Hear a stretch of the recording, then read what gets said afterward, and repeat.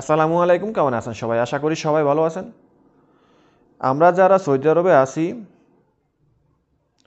আমাদের ইকামা দিয়ে অনেকে ওয়াইফাই নেয়, অনেকে অনলাইন থেকে কেনাকাটা করে, কিন্তু আমরা জানি না।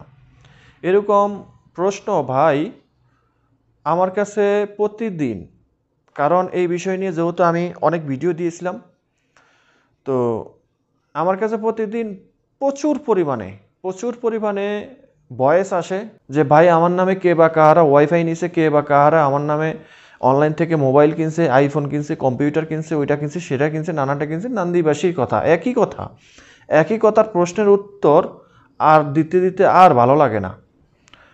তো আপনারা দয়া করে যারা আমাকে হোয়াটসঅ্যাপে যে এই প্রশ্নগুলো করেন, এই প্রশ্নগুলোর উত্তর আপনারা আমার ভিডিওতে পাবেন। এই ওয়াইফাই সংক্রান্ত, মামলা সংক্রান্ত যে ভিডিওগুলো আমি আমার চ্যানেলে দিছি, সেখানে সব কিছুই পাবেন। তো এবার আসি মূল টপিকে। আপনি যদি সৌদি আরব থেকে ছুটিতে গিয়ে থাকেন, আপনি এমনও হতে পারে যে আপনি সৌদি আরবে নতুন ভিসায় আর আসতে পারবেন না। আপনি যদি ফাইনাল এক্সিটে যান বাংলাদেশে, নতুন ভিসায় যদি কোনো সময় আসতে চান, তাহলে সেক্ষেত্রেও এমনও হতে পারে যে আপনি সৌদি আরবে আসতে পারবেন না বা ঢুকতে পারবেন না। এবার আপনার প্রশ্ন হতে পারে যে কেন? আমরা তো লিগেলভাবে ফাইনাল এক্সিটে দেশে যাই, কিন্তু নতুন ভিসায় আমরা আসতে পারি। হ্যাঁ, এটা তো আছেই, কিন্তু আপনার ক্ষেত্রে বা আপনার বেলায় এই জিনিসটা নাও হতে পারে। কেন? আমি আসতেছি স্টেপ বাই স্টেপ। ধৈর্য ধরে ভিডিওটা দেখতে থাকুন। আশা করি ভিডিওটা শেষ পর্যন্ত দেখবেন, তারপরে আমার কথাগুলো বুঝবেন। অযথা ভিডিওটা শেষ পর্যন্ত না দেখে কমেন্ট করবেন না কেউ। আপনি ছুটিতে যাওয়ার পর নতুন ভিসায় সৌদি আরবে আসতে পারবেন। এটা সৌদি আরবের নতুন নিয়ম আছে, সবাই আসে, কেউ কোনো বাধার সম্মুখীন হতে হয় না। কিন্তু আপনি হতে পারেন। বলতে পারেন কেন? আমাকে গত 2 দিন আগে থেকে প্রচুর পরিমাণে একটা প্রশ্ন আসে যে ভাই, আমি সৌদি আরব থেকে অনলাইন থেকে কেনাকাটা করছি, কিন্তু বিল পেমেন্ট করি নাই। না করে আমি সৌদি আরবের থেকে ছুটিতে এসেছি, কিন্তু আমি এখন নতুন ভিসায় যাব। আবার অনেকের প্রশ্ন করে যে আমি ছুটিতে এসেছি, আমার নামে ওয়াইফাই বিল বাকি ছিল, পরিশোধ করি নাই, বন্ধ করি নাই, ওই অবস্থায় অন্য লোকের কাছে রেখে চলে এসেছি, কিন্তু তারা সেই বিলটা পরিশোধ করে নাই, ওয়াইফাই বন্ধ হয়ে গেছে। এখন আমি যেতে পারবো কিনা? এইগুলো 2টা প্রশ্ন।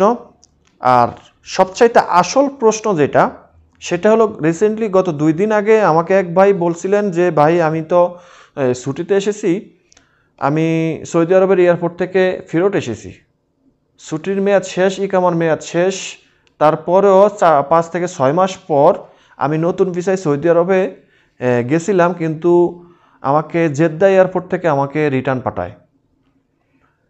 কেন রিটার্ন পাঠালো? তার নামে মামলা আছে।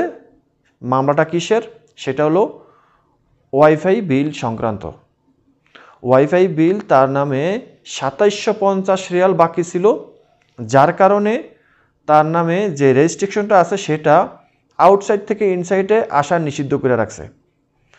এখানে ওয়াইফাই বিল সংক্রান্ত, মামলা সংক্রান্ত এই বিষয় নিয়ে আমি এর আগে যে ভিডিওগুলো দিয়েছিলাম, সেখানে একটা ভিডিওতে আমি বলেছিলাম যে ওয়াইফাই বিল বাকি থাকলে আপনি ছুটিতে বা ফাইনাল এক্সিটে গিয়ে নতুন ভিসায় আসতে পারবেন কি না, বা আসলে কি সমস্যা হতে পারে।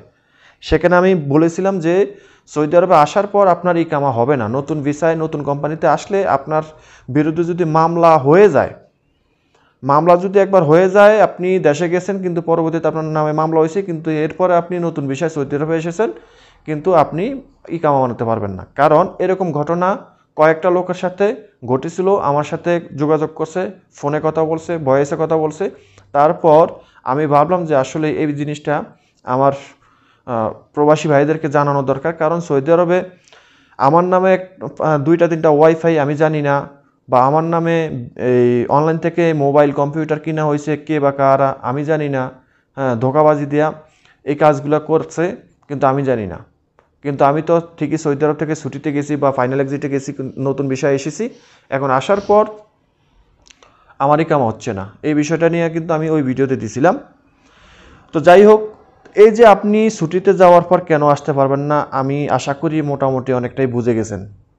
আমি এই পর্যন্ত কথা বলার মধ্যে আপনারা অবশ্যই বুঝে গেছেন আপনাদের কি করতে হবে। তারপরে আমি আর একটু রিয়েলাইজ করে আমি আপনাদেরকে বোঝানোর চেষ্টা করতেছি।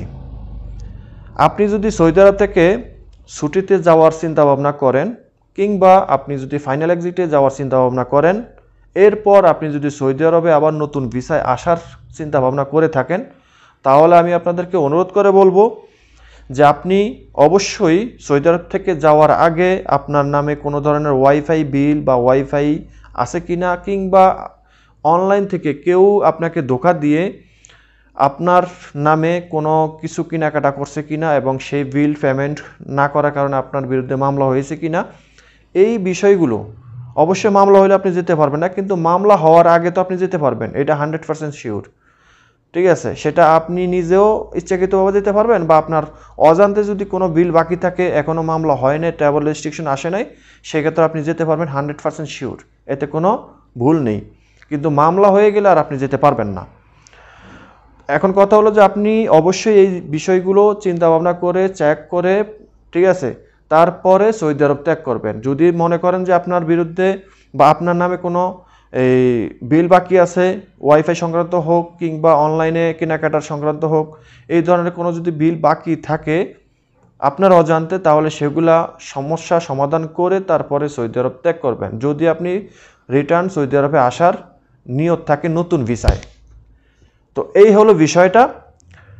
তো এবার আসি যে আপনার নামে মামলার ধারাগুলো বা মামলার রায়গুলো কীরকম হতে পারে। মামলার রায়গুলো এক এক নাম্বার, আপনি সৌদি আরব থেকে গেছেন, যদি বাইচান্সলি আপনার বিরুদ্ধে মামলা হয়ে থাকে, তাহলে সেই মামলার রায়টা এমন হতে পারে আপনি সৌদি আরবে ঢুকতে পারবেন না। যেমনটা গত 2 দিন আগে আমাকে এক ভাই বলেছিল যে সৌদি আরবের জেদ্দা এয়ারপোর্ট থেকে তাকে রিটার্ন ব্যাক করাইছে, তার বিরুদ্ধে মামলা আছে ওয়াইফাই সংক্রান্ত বিল বাকি থাকার কারণে, তাকে সৌদি আরবে ঢোকা নিষিদ্ধ করে রাখছে। ম্যাক্সিমাম টাইমে কিন্তু সৌদি আরবে ঢোকা নিষিদ্ধ করে না, ম্যাক্সিমাম টাইমে যেটা করে সেটা আমি আসতেছি স্টেপ বাই স্টেপ। তো আপনার বিরুদ্ধে এই রায়টা হতে পারে। 2 নম্বর রায়, আপনি সৌদি আরবে ঢুকতে পারবেন, আপনার বিরুদ্ধে যে মামলাটা হবে বা হয়েছে সেই মামলার কারণে আপনি ইকামা বানাতে পারবেন না। আপনি নতুন কোম্পানিতে নতুন ভিসা দিয়ে এসেছেন, সেক্ষেত্রে আপনি ওই কোম্পানিতে ইকামা বানাতে পারবেন না যতক্ষণ না পর্যন্ত আপনার এই রেজিস্ট্রেশন না উঠবে। যেমনটা আপনি সৌদি আরবে থাকাকালীন হওয়ার কথা, সেটা আসার পর এরকমটাই হবে, তবে এইটা হয় সবচাইতে বেশি। আমি 2 দিন আগে যে ভাইয়ের কাছে থেকে জানতে পারলাম, সে বলল যে আমার ওয়াইফাই বিল বাকি ছিল, এবং যাওয়াজার থেকেও কিন্তু ইমিগ্রেশন থেকেও কিন্তু তাকে সেটাই বলা হয়েছে যে বিল বাকি ছিল, ফতুরা বাকি ছিল, ফতুরা বাকি কারণে তার বিরুদ্ধে মামলা রেজিস্ট্রেশন হয়েছে, এবং সেটা আউটসাইড থেকে ইনসাইডে ঢোকা নিষিদ্ধ হয়েছে। তো আউটসাইড থেকে ইনসাইডে ঢোকা নিষিদ্ধ হতে পারে, এবং আপনি ইনসাইডে আসার পর, সৌদি আরবে আসার পর আপনার ইকামা বানাতে পারবেন না, এটা হবে সবচাইতে বেশি। ঠিক আছে, তো এই হলো বিষয়টা। তো আশা করি বুঝতে পেরেছেন যে আপনারা যারা সৌদি আরব থেকে যাবেন ছুটিতে, ছুটির মেয়াদ শেষ হলে নতুন ভিসায় আসবেন বা ভিসা নিয়ে গেছেন, তারা অবশ্যই এই বিষয়গুলো মাথায় রাখবেন। কারণ ইদানিং ভাই প্রচুর পরিমাণে প্রশ্ন পাই এই একই বিষয় নিয়ে, ওয়াইফাই সংক্রান্ত বিল বাকি, সে জানে না বা সে জানে, এটার সমাধান কি। এই সমাধানের উত্তরগুলো বা কথাগুলো, ব্যবস্থাগুলো আমি সম্পূর্ণভাবে আগের ভিডিওতে বলেছি। আপনারা দয়া করে ওই ভিডিওগুলো শেষ পর্যন্ত দেখবেন, দেখার পর আপনি বুঝতে পারবেন যে আপনি কি করবেন। আমাকে প্রশ্ন করার কোনো প্রয়োজন নাই। আপনাদের মনের প্রশ্নের উত্তরগুলো আমি কিন্তু প্রত্যেকটা ভিডিওতে দেওয়ার চেষ্টা করি। একটা মামলা হলে একটা মামলা থেকে কিভাবে রেহাই পেতে হয় সবগুলো কিন্তু স্টেপ বাই স্টেপ আমি জানিয়ে দিই। বিল বাকি থাকলে সেই বিলগুলো কিভাবে পরিশোধ করতে হবে, কোথায় যেতে হবে, কি করতে হবে, সবগুলোই কিন্তু আমি স্টেপ বাই স্টেপ জানিয়ে দেওয়ার চেষ্টা করি। আপনারা ভিডিও শেষ পর্যন্ত না দেখে শুধু অযথা কমেন্ট করেন। তো আশা করি বুঝতে পেরেছেন।